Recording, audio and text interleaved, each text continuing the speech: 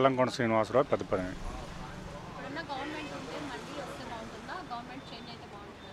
Government change అవ్వాలి. ప్రజాకంటకుడు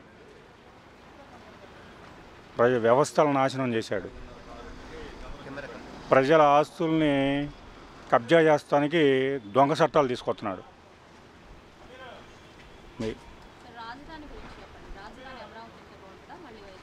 అమరావతి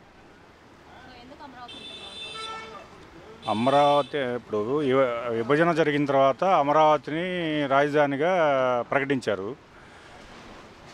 రాష్ట్రంలో కొన్ని పారిశ్రామిక సంస్థలను తీసుకొచ్చి రాష్ట్రాన్ని అభివృద్ధి చేసి ఇప్పుడు విద్యార్థులకి, చదువుకున్న పిల్లలకి, మా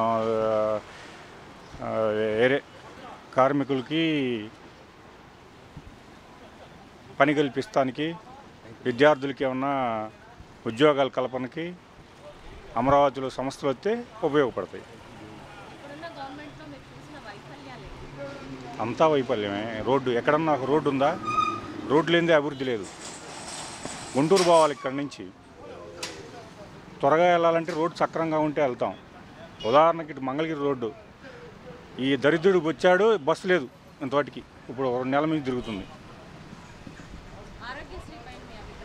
ఆరోగ్యశ్రీ అసలు లేనే లేదు. ఊరకు డబ్బా కొట్టుకుంటున్నాడు వాడు. అన్ని విధాల డెవలప్మెంట్ జరిగిద్ది. నిరుద్యోగులకు ఉద్యోగాలు, రైతు పరంగా సబ్సిడీ, ఇన్పుట్ సబ్సిడీలు.